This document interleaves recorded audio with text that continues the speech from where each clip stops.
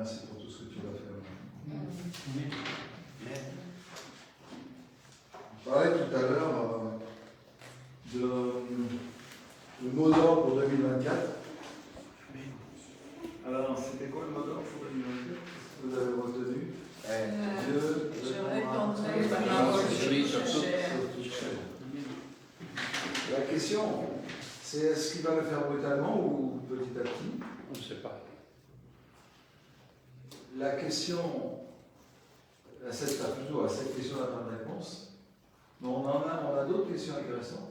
C'est comment il va le faire? À travers nous. Par nous. Voilà. Il n'y aura pas d'autres moyens, il n'y a pas de plan B, si je puis dire. Dieu a décidé de faire les choses par nous. Et on parlait avec Pascal tout à l'heure, pour des chrétiens qui ont plus de 20 ans d'expérience,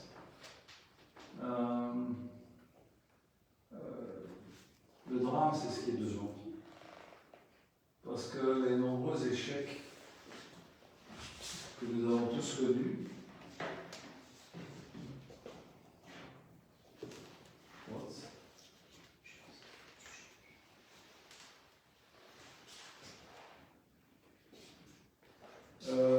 les nombreux échecs que nous avons tous connus,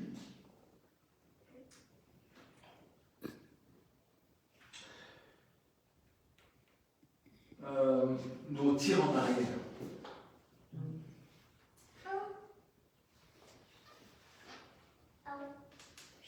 Et nous avons beaucoup de difficultés à recevoir une parole prophétique, comme celle que je vous ai donnée tout à l'heure, sans sentir tout le poids de Jean-Marc. Alors, je prie pour que notre foi augmente.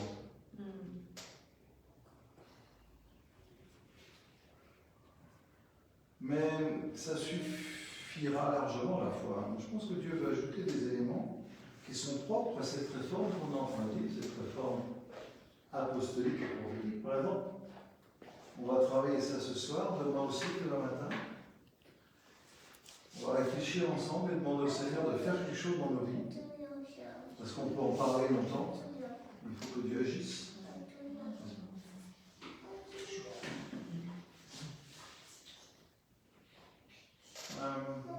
Attendez-vous à ce que Dieu répande son esprit autour de vous par attendez-vous à ça. Parce que Dieu l'a dit, Dieu veut le faire. Et il le fait. Donc il envoie, dans ces temps de la fin, un mouvement apostolique très fort. Chaque mouvement, chaque réforme dans l'Église a apporté, était accompagnée, si je puis dire, ou les deux marchaient ensemble, d'un changement dans les mentalités. En 1500, Dieu a porté une réforme très forte avec Martin Luther.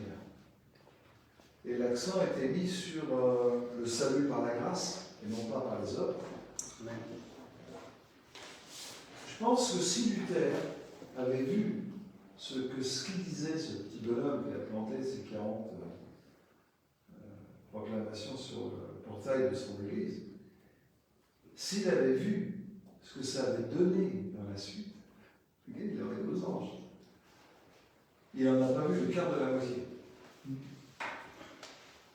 Mais il a, même sans le savoir,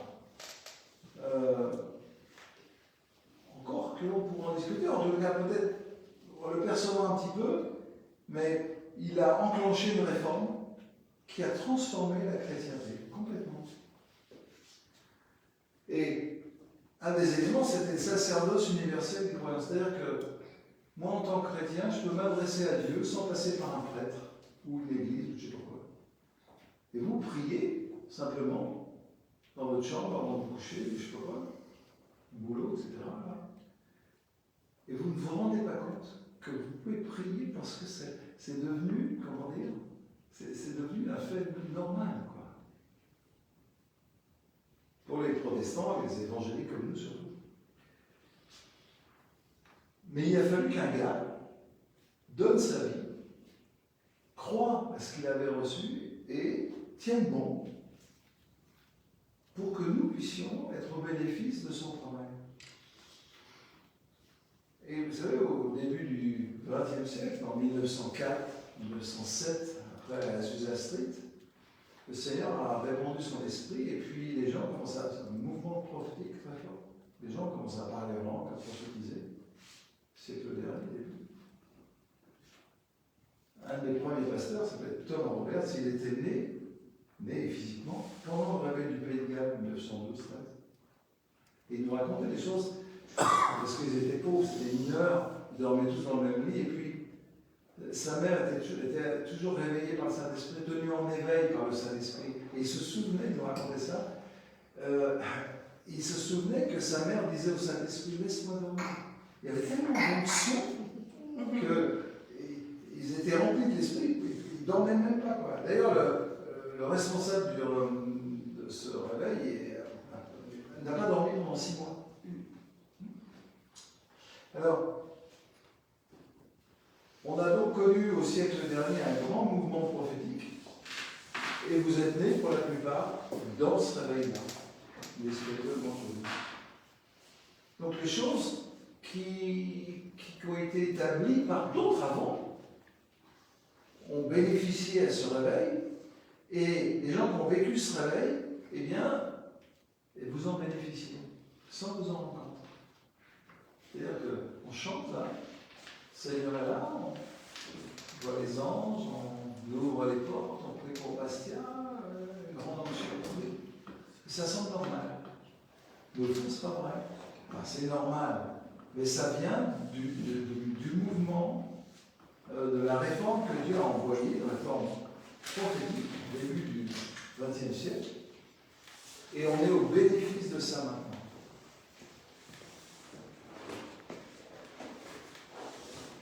Je suis en train de vous dire que Dieu envoie dans la terre entière, dans toute la chrétienté, une réforme apostolique et apôtre et prophétique. Et je voudrais que vous compreniez que nous sommes, nous, les artisans. Alors Dieu peut renvoyer son Fils demain, on est d'accord, mais en tous les cas, on est les artisans d'une réforme qui bénéficiera dans 50 ans, 40 ans, 30 ans à ceux qui vont entrer dans l'Église demain. Et l'Église que nous voulons bâtir ici, ce n'est pas une Église comme on bâtissait il y a 20 ans. Non, on veut bâtir une Église pour les 20 prochaines années. Et ce que je vous dis, ce n'est pas des choses... C'est pour ça que Pascal nous disait, mais on a tellement échoué.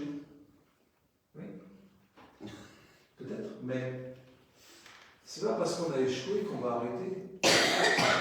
Moi, je suis là pour parler avec vous, pour avancer et faire avancer le royaume, pour que dans les 20 prochaines années, les 2 petites filles qui sont là-bas bénéficient de tout notre travail. Toute notre foi est mise dans cette réforme. Moi, je veux être un Luther pour mes petits-enfants. Amen. Je veux être, mettez les noms que vous voulez là-dedans.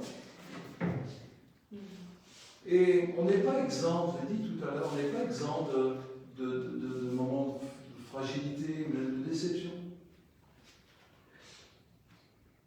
Mais je sais pourquoi je suis là, je sais pourquoi je vis, je sais que je vais mourir, moi. Je vous ai dit, Dieu nous prend quand on a fait sur terre tout ce qu'on a à faire. Que ce soit à 1 an ou à 100 ans, il prend quand ta vie.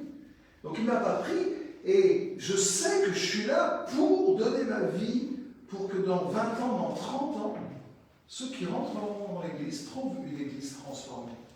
Et qu'on ne se dise pas, on a tellement échoué qu'on ne veut plus avancer. On a tellement échoué qu'on ne veut même plus croire que ça puisse changer. C'est comme ça, ça ne changera pas. En fait, je voudrais vous communiquer ma foi, si c'était possible. Je voudrais que, puisque Dieu me donne la foi, je vais vous la donner aussi. Je voudrais que vous receviez une part de ma foi, en plus de la vôtre. Ouais. Quelque chose qui vous fasse dire, ici c'était vrai. Quelque chose qui vous fasse percevoir, avoir envie. Je ne sais pas si vous avez envie de voir le Saint-Esprit se répandre sur toute chair. Ah oui. Moi, je dors avec. Ah oui. Je me lève avec. Et je suis attentif à tout ce que je peux voir. On parlait tout à l'heure. Les gens, ils disent des choses, ça vient du ciel. Pour moi, c'est une démonstration que déjà les choses sont en route. Il y a une sorte d'accélération comme ça. Et j'aurais insisté sur une chose dont je voulais parler dimanche prochain, mais je vais juste en dire 2 mots. C'est dans 1 Pierre, chapitre 2 et au verset 11.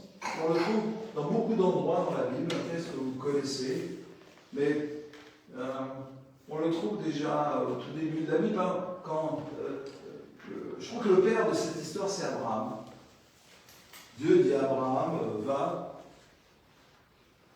et il lui dit pas où aller d'ailleurs, il lui dit, va, je te montrerai.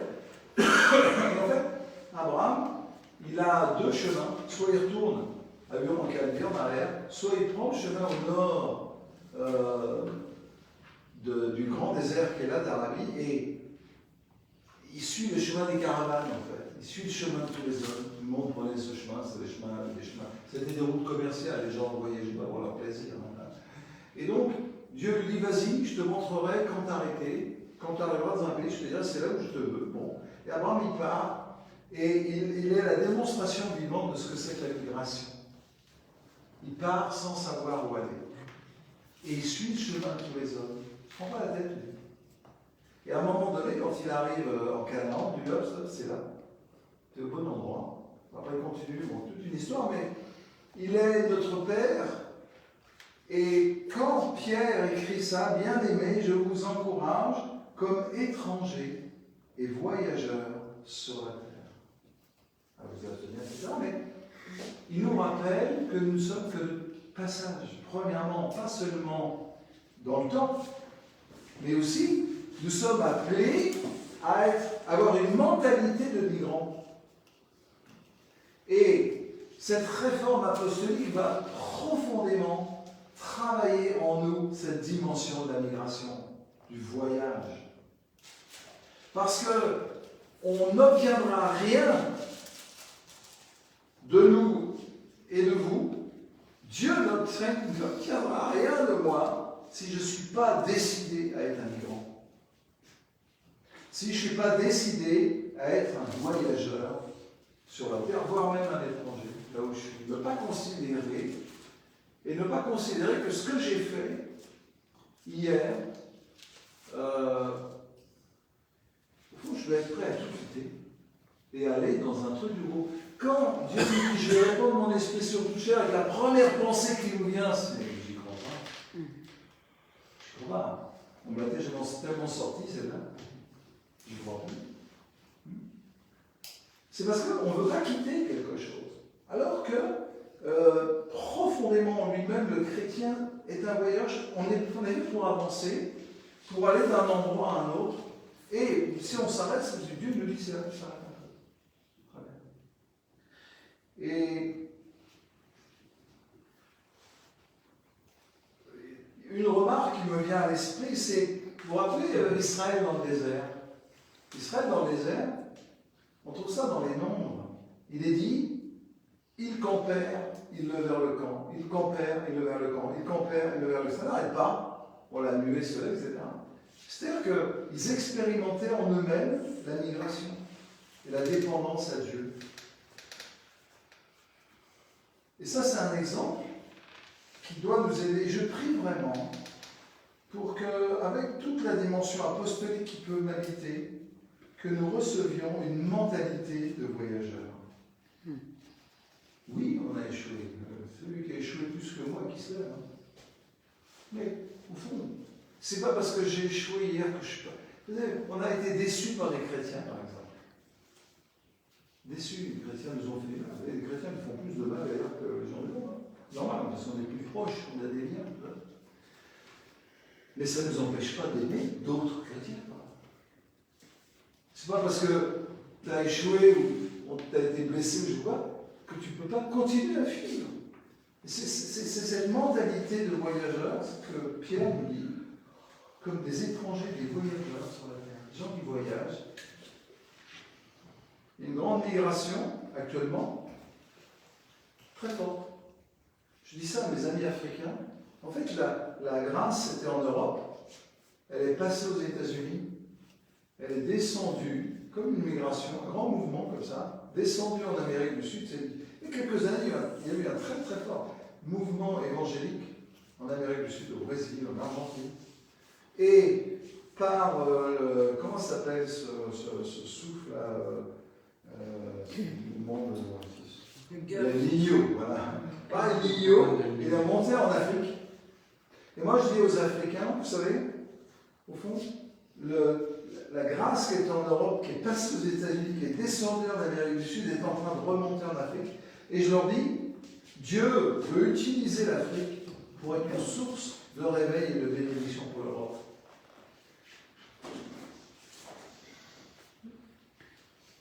Dieu, dans le monde entier, bouge. Son onction bouge. Pas statique du tout.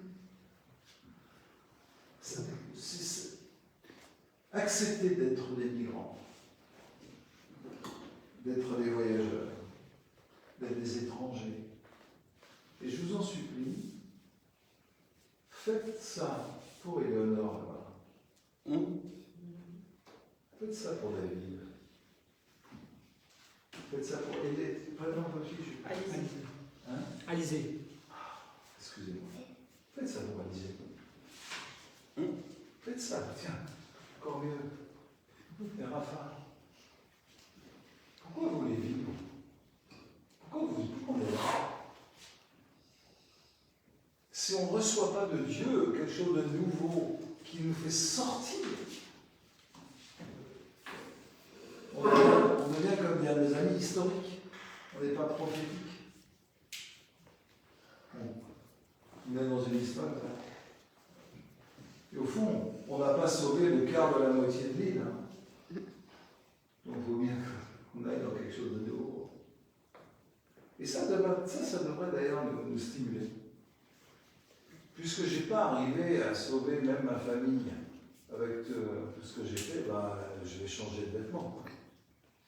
Dans les derniers temps, je répandrai mon esprit sur tout sur ma race. Très bien. Alors maintenant, je voudrais, puisque j'ai fait cette intro à ce que je vais dire dimanche prochain, peut-être. Et je voudrais lire avec vous un texte qu'on a bien lu, beaucoup lu, dans les Éphésiens, au chapitre 4, verset 7.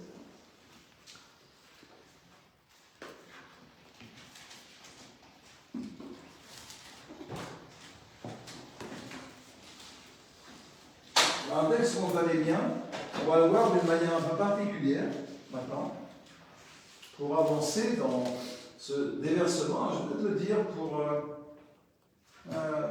Véro qui n'était pas là ce matin.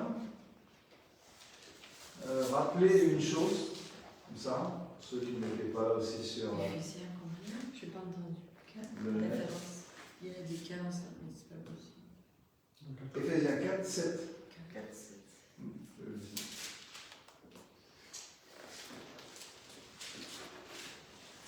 On a vu ce matin que Dieu allait répandre son esprit sur toute chair, mais qu'il allait le faire par nous.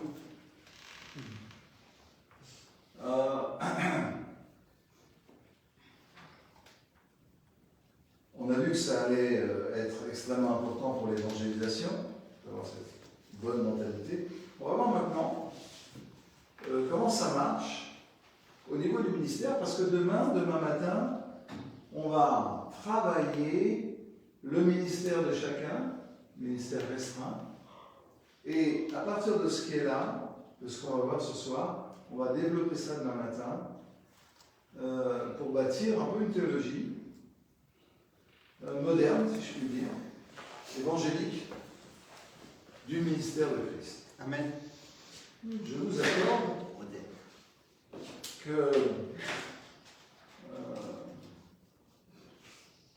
quand on parle de théologie, il faut savoir que la théologie, c'est pas très compliqué, mais globalement, les théologiens, ils regardent tout ce qui se dit dans le texte. Un tel dit ça, un tel dit tel, un tel dit ça. Et ils contestent, ils argumentent, etc. Lui, il a dit ça, lui, il met plus, etc.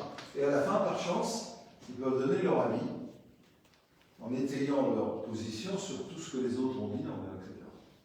Il y en a qui prennent tout ce que les autres ont dit et qui disent pas qu'ils ne donnent pas leur avis. Mais c'est exactement ça. C'est à peine plus compliqué. Donc nous, on est capable d'établir une théologie, c'est-à-dire une saine doctrine, si je puis dire, parce qu'on a une pratique aussi.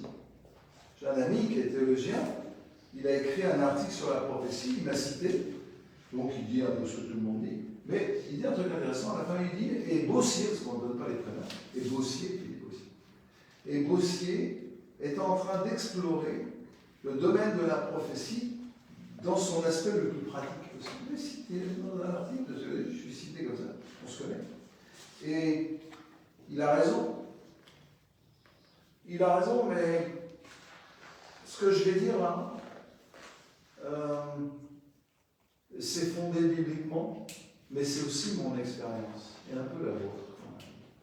Donc je vais utiliser ce que je suis en train de dire pour vous aider à comprendre comment le phénomène du déversement du Saint-Esprit sur toute chair passe par ce qu'on va lire maintenant. Alors, à chacun de nous, je ne vais pas répéter tout ce qu'on a dit depuis des années, à chacun de nous, la grâce a été donnée selon la mesure du don de Christ. C'est pourquoi il est dit, étant monté dans les hauteurs, il a emmené des captifs, il a fait des dons aux hommes. Or, que signifie les montées, sinon qu'il est aussi descendu dans les régions inférieures de la terre? Celui qui est descendu, c'est le même qui est monté au-dessus de tous les cieux, afin de remplir toutes choses. Il parle du Christ ici. Et il a donné les uns comme apôtres, les autres comme prophètes, les autres comme évangélistes, les autres comme pasteurs et docteurs, pour le perfectionnement des saints, en vue de l'œuvre du ministère et de l'édification du corps de Christ, jusqu'à ce que nous soyons tous parvenus à l'unité de la foi et de la connaissance du Fils de Dieu, à l'état d'homme fait, à la mesure de la stature parfaite de Christ. On parlera de ça la semaine prochaine, précisément, mais un peu demain aussi. Ainsi, nous ne serons plus des enfants flottants et emportés à tout vent de doctrine, par la tromperie des hommes, par leur ruse dans les moyens de séduction. Mais en professant la vérité dans l'amour, nous croîtrons à tous égards en celui qui est le chef, Christ. C'est de lui, grâce à tous les liens de son assistance, que tout le corps, bien coordonné et formant un solide assemblage, tire à son accroissement selon la force qui convient à chacune de ses parties et s'édifie lui-même dans l'amour. Un texte assez long, je crois sans aucune virgule. Il faut respirer au départ. Mais l'apôtre Paul empile un peu peut-être même les révélations. Il dit une chose, et après avoir des choses, il comprend autre chose, il comprend où ça va, et il construit comme ça tout un message. Alors, pour refaire le dessin, c'est classique. Rappelez-vous, Christ ressuscité fait des dons aux hommes. D'abord, je voudrais que vous preniez un peu autour de quoi tourne tout mon... Ça va, tout en là. C'est bon. Encore une heure. Ok, tenez bon. Je voudrais vous aider à comprendre, je vous l'ai déjà dit 10 fois, mais je vais insister là-dessus. Que signifie verset 9? Il est monté, sinon qu'il est... Alors, le Christ est monté au ciel, sinon qu'il est descendu dans les régions inférieures de la terre. Bon, il y a différentes interprétations. Mais celui qui est descendu, c'est le même qui est monté, il est venu sur la terre et il est monté au ciel. Alors, on parle du même Jésus. Et il a fait...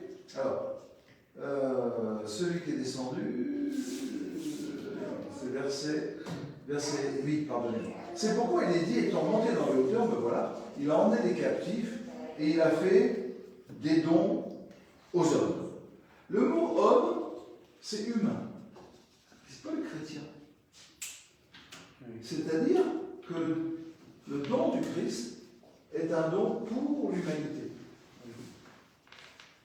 Pour que vous compreniez où je vous emmène, ça veut dire que les ministères dont il est question ne sont pas donnés d'abord et essentiellement à l'Église, on est donnés pour l'Église, pour l'édification du corps de Christ, mais pour le monde. C'est-à-dire qu'il y a une réalité du Christ qui est donné pour le monde par les ministères. Vous avez compris? Voilà, si vous avez compris ça, je peux arrêter. Vous pouvez aller vous coucher. Mais je pense qu'il faut que je répète. En fait. Je vais vous dire autrement. Les ministères, on appelle les ministères de la parole, apôtres, prophètes, évangélistes, pasteurs, enseignants. C'est le ministère de la parole, le Christ et la parole, vous vous rappelez, ils sont la démonstration de la personne du Christ. Je vais le redire quand même, n'est-ce pas, qu'on se rappelle un peu les choses. Donc, le Christ, c'est l'apôtre par excellence. Le Christ, pourquoi l'apôtre? Parce qu'il est envoyé, apôtre ça veut dire envoyé. Il est l'envoyé du Père, l'apôtre essentiel c'est le Père, et le Fils c'est son apôtre. Donc il envoie le Fils, il devient l'apôtre du Père, et en tant qu'apôtre, il nous envoie en tant qu'apôtre, etc. Donc Jésus, par excellence, comme le dit l'auteur de l'Épître aux Hébreux, c'est l'apôtre par excellence, c'est le Christ. Il est prophète, complètement prophète, parce que les prophètes parlent de la part de Dieu. Jésus, c'est Dieu qui parle. Donc il est plus qu'un prophète, il est le prophète accompli par excellence, n'est-ce pas? Il est l'évangéliste, évidemment, il est la bonne nouvelle. Il ne dira jamais aux gens, crois au Seigneur Jésus, tu seras sauvé, jamais. Il dira, crois en moi. Il est la bonne nouvelle, et quand il se prêche lui-même, si je puis dire, il apporte le salut. Bien, il est l'évangéliste par excellence. Le pasteur, il a dit lui-même, c'est encore plus simple, je suis le bon berger, n'est-ce pas, pour rappeler, le bon berger, pas berger, pasteur, c'est le même mot. Et puis, l'enseignant, il est la parole de Dieu, c'est-à-dire que lorsqu'il enseigne, il parle de lui. Et c'est même la parole. Vous pouvez lire la Bible, vous écrivez ça, mais vous pouvez lire la Bible, mais vous pouvez, je vous conseille, une fois de temps en temps dans votre vie, essayer d'entendre Dieu prononcer les paroles qui sont écrites. C'est une toute autre histoire. Ouais, le diable, il lit la Bible, il le cite. Ah oui. Et Jésus disait, c'est bien la Bible que tu cites, mais il dira, c'est pas la voix du Père. C'est-à-dire que quand Jésus lit la Bible, c'est le Père qui, par lui, prononce les paroles qui sont écrites. Donc il y a une intelligence profonde. Je dirais d'abord, essayez une fois, demande à Dieu de ne pas lire la Bible comme un pharisien ou comme un incrédule, mais de lire la Bible, simplement écouter Dieu qui prononce ses paroles en vous, par son esprit. Ce n'est pas réservé à une élite, pas du tout. C'est Dieu m'a parlé. On ne dit pas ça en lisant la Bible. Vous allez me dire quoi, ça? C'est seulement un truc que vous avez lu. Tout d'un coup, la parole s'est faite chair en vous. Elle est comme sortie du texte. Voilà. Donc il est l'enseignant, parce que quand il enseigne, les pharisiens diront qu'il enseigne avec autorité. Eux aussi enseignaient avec autorité, mais lui, il avait une autorité qui ne venait pas de l'homme. Et les pharisiens, c'est pas possible. Mais t'as jamais. Qui t'a appris ça, toi? C'est moi qui parle. C'est moi qui dis ce qui est écrit. Ok. Donc, on a parlé du ministère large, c'est-à-dire que vous avez le Christ en vous, vous vous rappelez? Très bien. Tenez-vous. Je vais rappeler des choses pour ceux qui ne s'en souviennent pas. Tant que vous n'êtes pas capable de les enseigner à ma place, vous avez besoin que... Je sais pas ça. Bon, vous avez le Christ en vous, et donc le Christ en vous, il vit comme il veut. Et il vit comme apôtre, prophète, évangéliste, pasteur, enseignant, comme il veut, quand il veut, au moment où il veut. À tel point, c'est-à-dire qu'il est le ministère de la parole, à tel point que l'apôtre Paul écrira c'est pourquoi, verset 29, qu'il ne sorte de votre bouche aucune parole mauvaise, mais s'il y a lieu, quelques bonnes paroles qui servent à l'édification et communiquent une grâce à ceux qui l'entendent. Il prend les mêmes mots qu'il a pris dans ce passage des Éphésiens. Enfin, Paul, il dit, parce que le Christ vient en vous, comme apôtre prophète, le ministère de la parole, chaque fois que vous ouvrez la bouche, le Christ le vit en vous comme. C'est ce qu'il dit Paul. C'est pas une fois de temps en temps, quand je suis à l'église, je vais prophétiser, ou quand je suis dans la rue, je vais évangéliser. Non. Il dit, chaque fois que tu ouvres la bouche, le Christ veut fonder quelque chose chez ceux qui t'entendent. Ce qu'il vient de dire, au contraire. Et vous savez, il dira que toute la vertu, toute animosité, toute colère, ça disparaisse, parce qu'au fond, il y a une intelligence du ministère large de Christ qui va jusque-là. Chaque fois que j'ouvre la bouche, eh bien, que ce soit comme apôtre, prophète, évangéliste, pasteur, enseignant. Alors, quand on parle de cuisine, quand je parle avec ma femme d'un repas où je revois, je ne suis pas dans le Christ qui ne vit pas en moi comme pasteur, etc. Oui. Encore on pourra en discuter de tout ça. Mais Paul, il continue. Soyez bons les uns envers les autres, compatissants, vous pardonnant réciproquement comme Dieu vous a pardonné en Christ. Il invente, l'apôtre Paul, il a en vision l'Église dans laquelle chacun tiendrait sa langue, arrêterait de dire des âneries, et au contraire, chercherait à être une bénédiction pour ceux qui l'écoutent. Vous voyez le truc? Quand on parle du ministère large de Christ, ça va jusque-là. Alors vous allez comprendre le principe que je vais voir avec vous maintenant. On a expérimenté beaucoup à Théophile, beaucoup, ce que je vais dire. Alors vous avez compris ça? Voilà, jusqu'au... Pardon.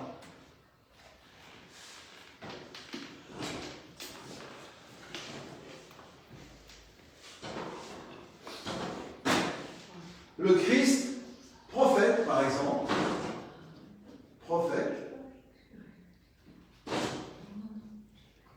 va envoyer sur moi son esprit, Saint-Esprit, esprit de prophétie.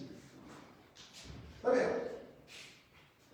En mettant sur moi son esprit de prophétie, le don de prophétie, il va me qualifier comme prophète et me permettre à mon tour de prophétiser. Vous êtes dur ce soir. Hein? Très bien. Je vais le répéter.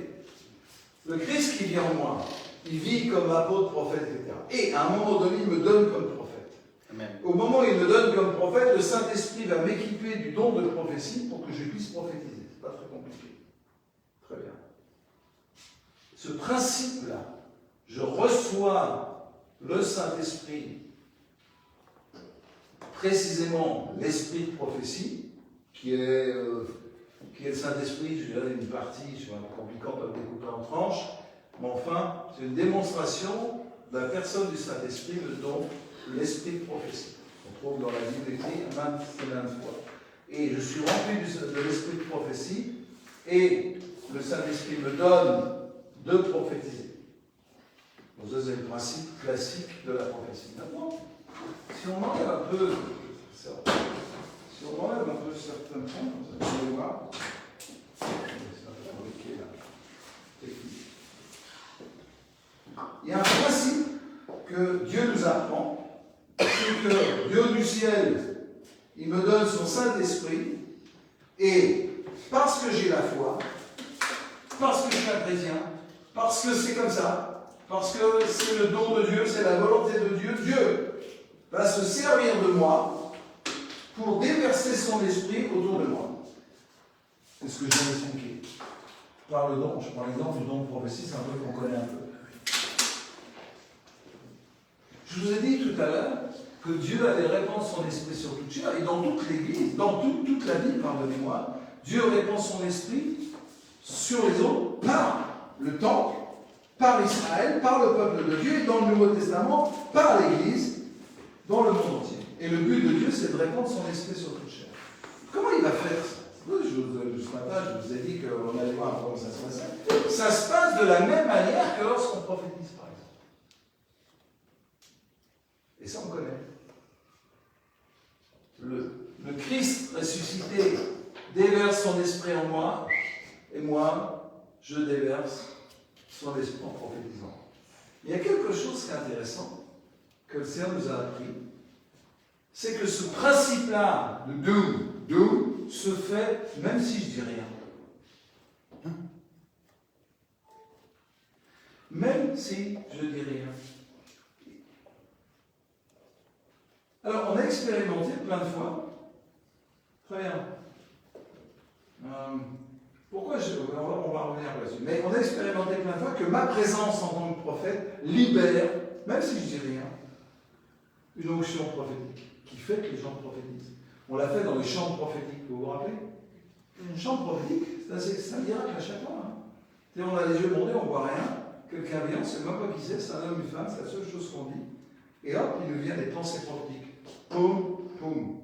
Moi, je suis là et je gère tout ça. C'est sous mon autorité que ça se passe. Et le Saint-Esprit prophète se répand, les gens sont bénis, etc. Donc, Christ envoie son esprit et il déverse son esprit. Il ne déverse pas son esprit dans le vide, comme ça, il déverse son esprit chez les gens, sur des gens, etc. Et que je parle, moi, ou que je ne parle pas, l'onction passe.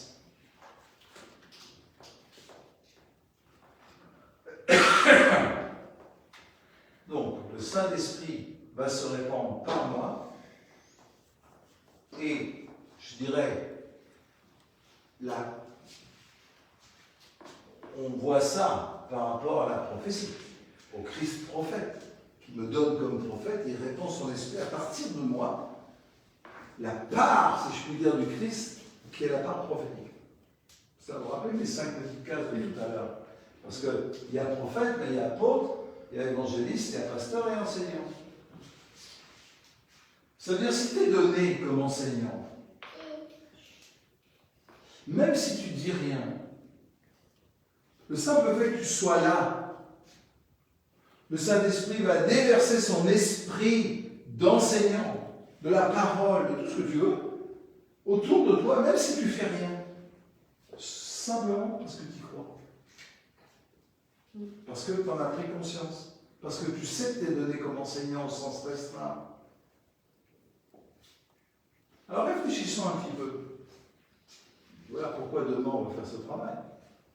Ok, on ne va pas enfermer les choses, mais on va donner un peu des titres comme ça. Vous voyez, je vais distribuer les titres, sans aucune arrière-pensée.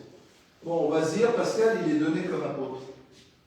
Donc, même s'il ne fait rien, il dort un peu, mais il est là, il a la foi, il croit, il espère, enfin moi, qui développe les choses.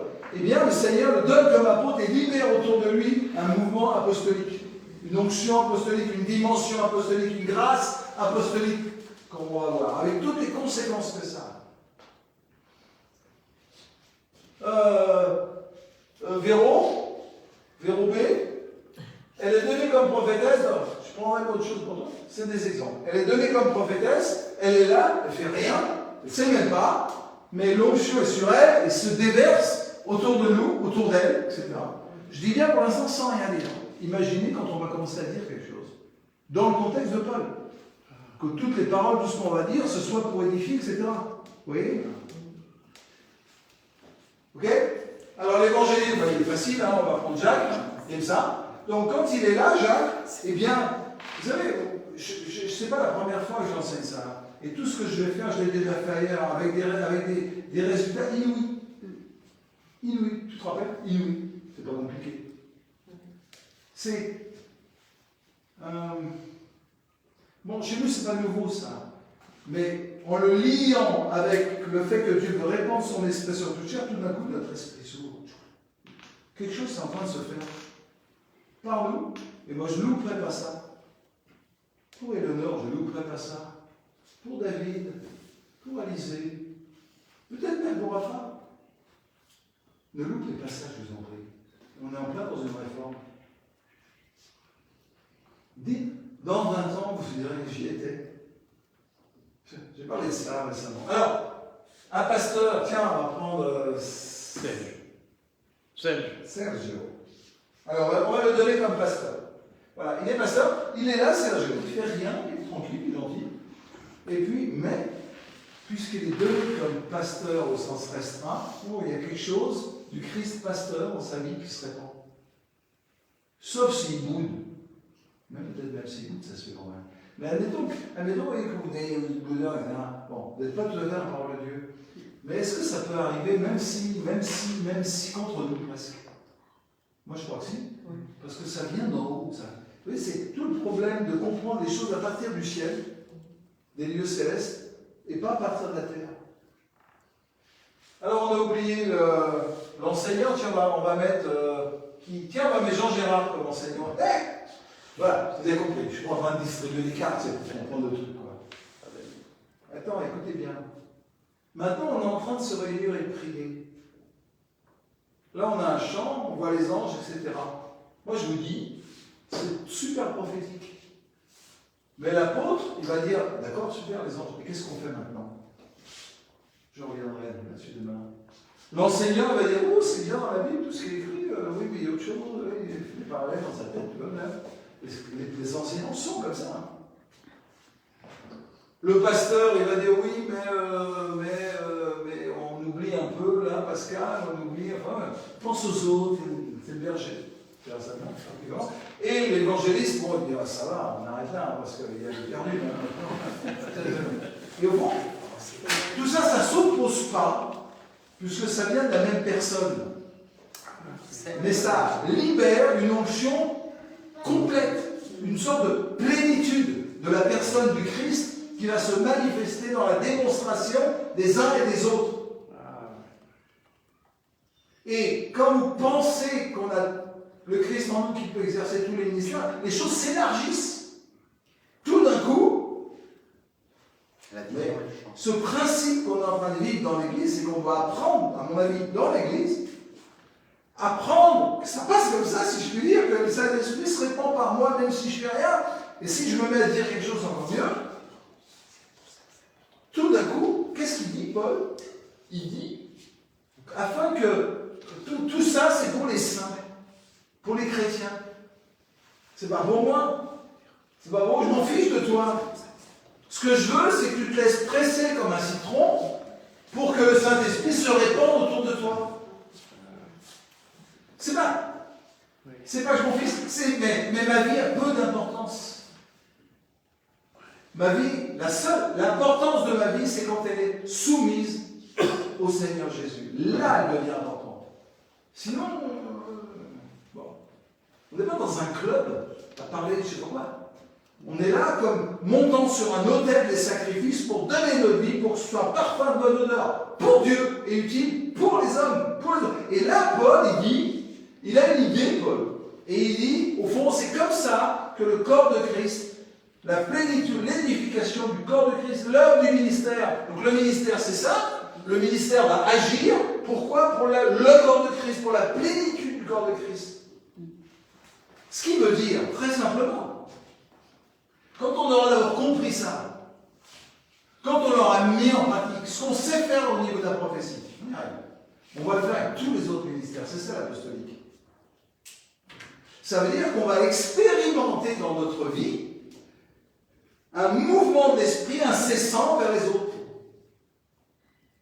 Et plus on va en prendre conscience, plus on va se donner là-dessus. Alors, imaginez, là on est 10, 15, très bien. On n'habite pas au même endroit. On est disséminés. Imaginez que vous êtes dans votre tête, vous êtes comme une semence que Dieu lance là où vous habitez, pour que là où vous êtes, le Saint-Esprit puisse se déverser, même si vous ne faites rien, sur vos voisins. Vous habitez où? Dans un immeuble avec 10 étages au-dessus, 10 étages en dessous. Le Seigneur, par moi, répand ton esprit dans tout l'immeuble. C'est pas pour autant qu'il ne faudra rien dire. Si Dieu vous dit quelque chose, parlez. Pas de problème. Dans le cadre.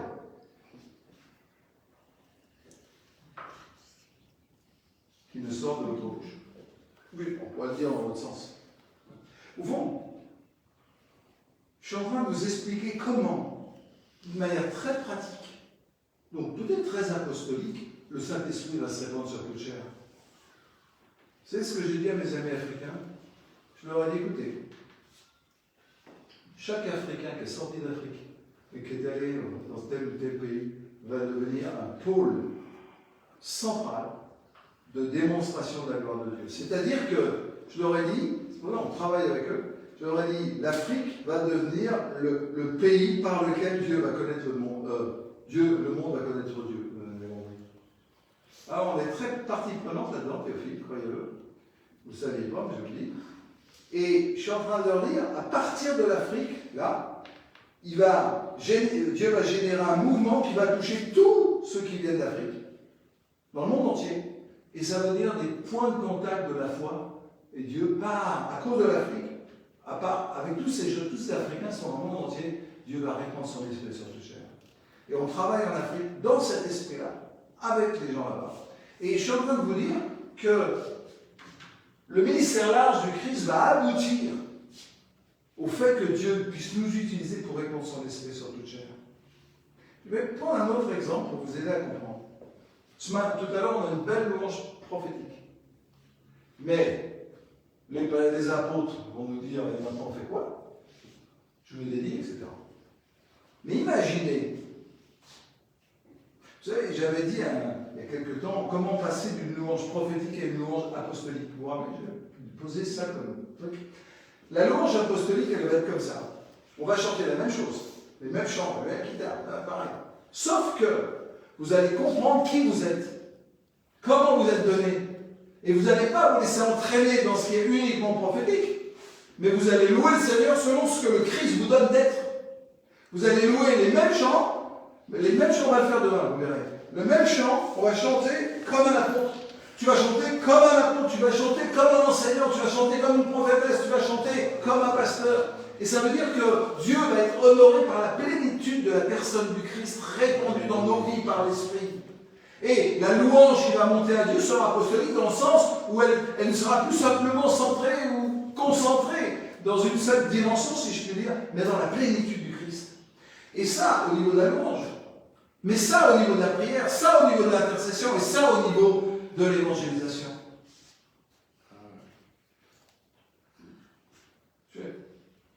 J'ai conscience. D'abord, je ne dis rien que vous ne connaissiez déjà.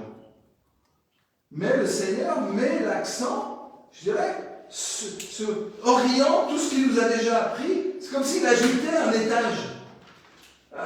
On a un bel édifice déjà, mais il rajoute un étage, peut-être voire deux, et il nous dit tout ce que je vous ai appris, on va bâtir là-dessus. Et vous savez, quand je vais, moi je me déplace un peu, quand je me déplace, je vais voir des pasteurs, quand je me parle du ministère large de Christ, ils disent tous c'est formidable. Bon, ils n'y arrivent pas parce que dans leur tête, ils ne sont pas assez migrants pour ça, mais ceci dit, tous disent c'est formidable, on veut ça, on veut ça. Maintenant, je vais leur dire, le ministère de Christ, il y a mieux encore. C'est la plénitude du Saint-Esprit qui se répandra par nous dans le monde entier, au point tel qu'un jour on pourra dire Dieu a répandu son esprit sur toute chair. Par l'Église, par nous, par moi, parce que j'ai donné ma vie pour ça. Dans 50 ans. Mais qui ne veut pas vivre comme ça? C'est quoi, c'est ça la quoi de vivre? Si c'est pas pour que Raphaël un jour rentre dans une église glorieuse, sans tache ni ride, ni rien sans tache. Donc, vous avez perçu les choses. Maintenant, on va les vivre. Amen. Maintenant, on les vit déjà un peu. Donc demain, suite, on continue. Mais je vous attire pas à pas vers quelque chose. Je sais que vous pressentez un peu là, où tout d'un coup la gloire de Dieu est en train de se répandre et une fenêtre s'ouvre dans le ciel. Quand Jean voit un ciel ouvert, vous vous rappelez, je vais prendre 2 minutes pour raconter un peu mon expérience à Pensacola.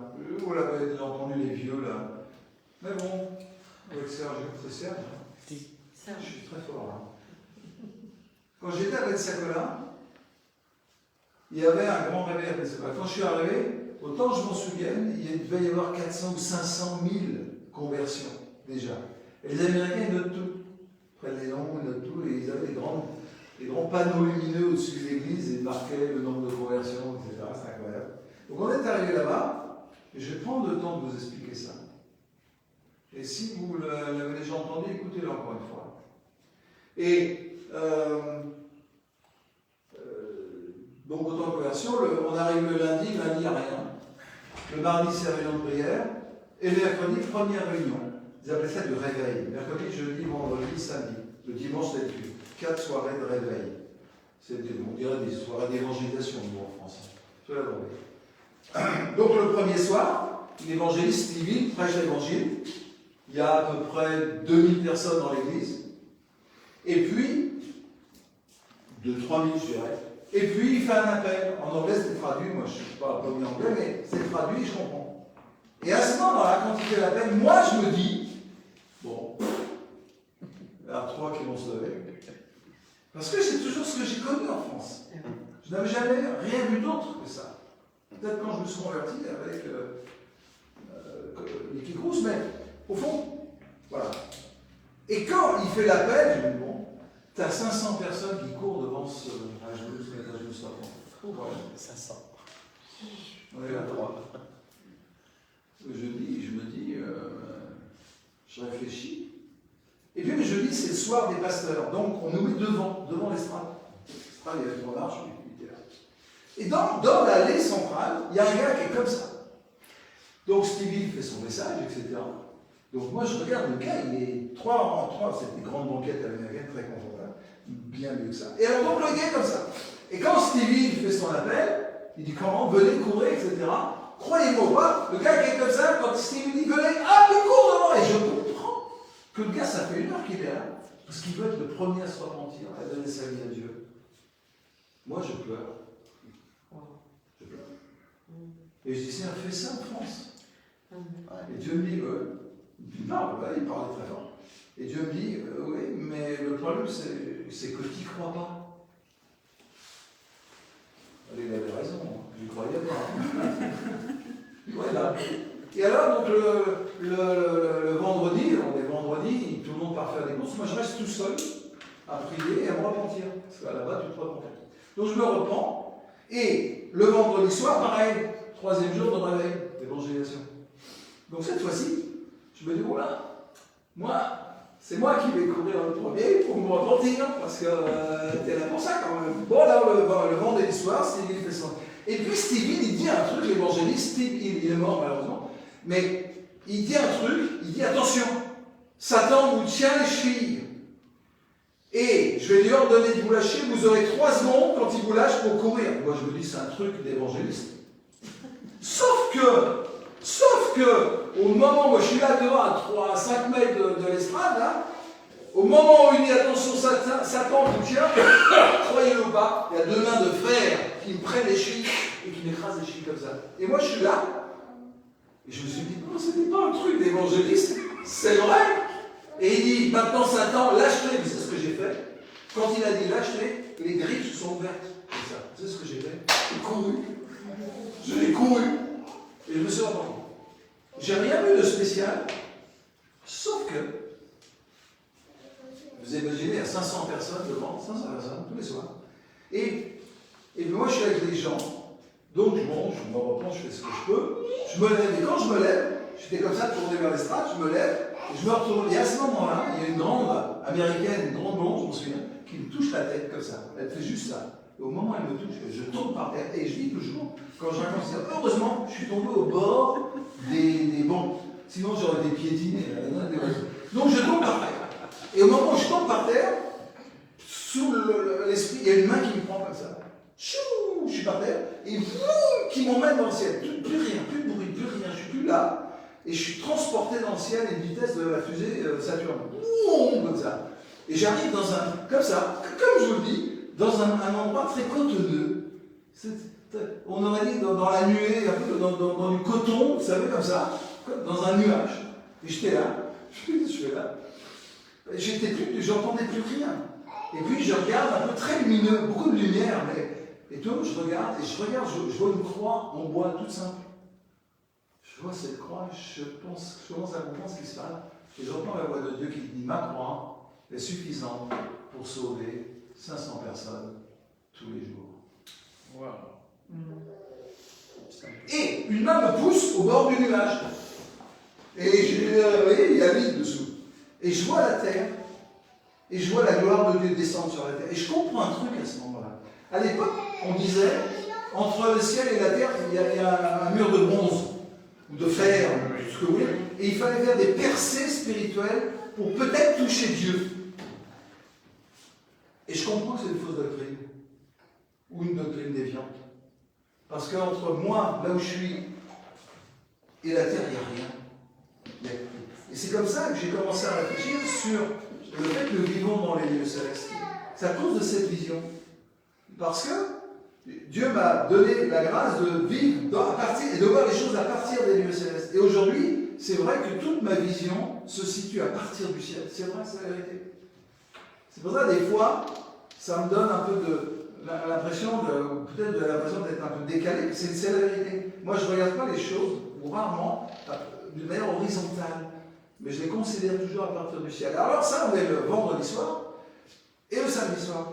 Bon, le samedi soir, c'est le soir où les ministres, il y avait 5-6 ministères connus, descendent, si je puis dire, les 3 marches de l'estrade et vont prier pour les gens. J'avais parlé au petit étudiant qui gardait la maison où on était logé, il m'a dit, il faut que tu rencontres Stevie. Stevie, il aime bien les Français. Stevie, c'est le pasteur en responsable de l'église de Pensacola. Donc il y a 6 000 personnes. 7 000. Donc, et puis, donc il y a le message, Stevie, etc., qui fait l'appel comme tout le temps, 500 personnes qui sont convertissent, etc. Et puis, à la fin, tu as les ministères qui descendent dans ça et commencent à prier. Alors vous imaginez, il y a, pour chaque ministre, il est là, il y a 500 personnes autour. Celui d'à côté, il prie, il y a 500 personnes autour. Et puis, moi je suis là, je regarde ça de loin, tu ne peux pas approcher quand tu as 4000 personnes comme ça qui écrasent des ministres, les sont comme ça, ils prient pour ça. Ils entendent tout ce que vous voulez.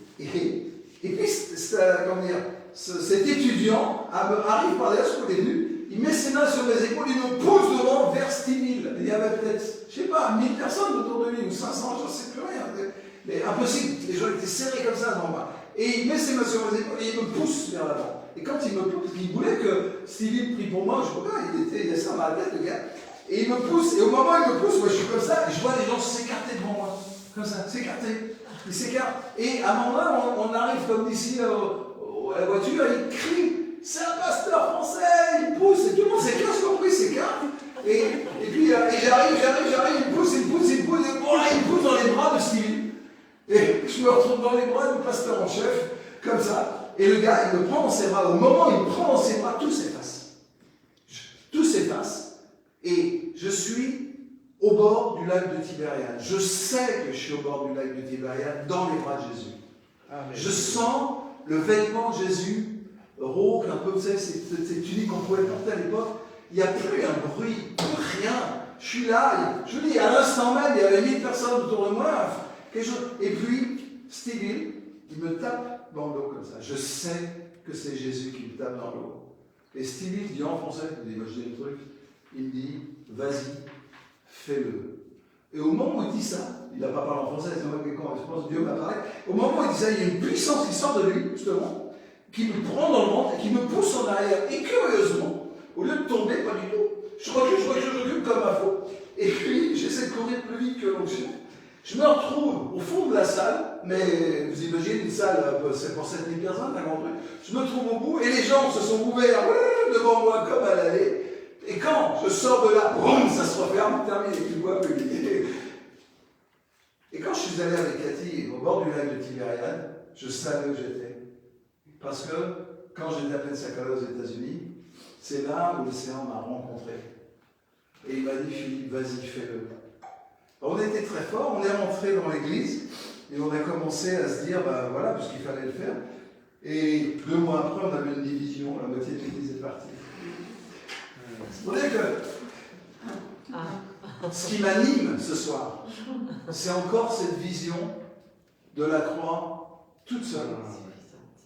Et je vous parle, je prends la parole de Dieu, mais je vous parle aussi d'expérience. Vous avez tous vécu des choses, moi aussi. Et j'essaie de vous entraîner dans une réalité assez extraordinaire, qui s'appelle la réforme apostolique, qui va apporter cette dimension de la migration qui va nous permettre de quitter ce qui est passé et qui va nous permettre d'entrer dans une nouvelle discipline de l'esprit. Amen. Et ce n'est pas des choses, les prophètes, nous, ça fait 20 ans qu'on tourne en rond, plus pour moi, mais pour vous peut-être au moins 20 ans, les prophètes sont individualistes, indisciplinés, veulent accepter aucune soumission, aucune discipline. L'apostolat va produire ça en nous avec joie. Amen. Avec joie. Alléluia. Donc voilà, de quoi on va parler demain. Laisse-moi prier pour que notre foi augmente. Amen.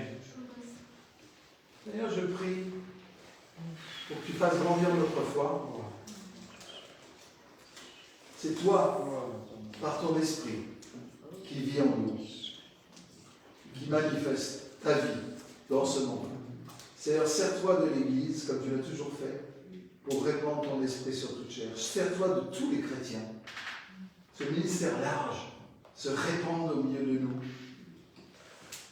Et que ta gloire se répande à l'extérieur de nous. Je te le demande au nom de Jésus. Au nom de Jésus-Christ. Rappelez-vous que Jésus-Christ a fait des dons aux hommes. Vous êtes donnés pour le monde. Pour l'Église. Mais pour que l'Église soit une semence dans ce monde. Amen. Soyez bénis. À demain.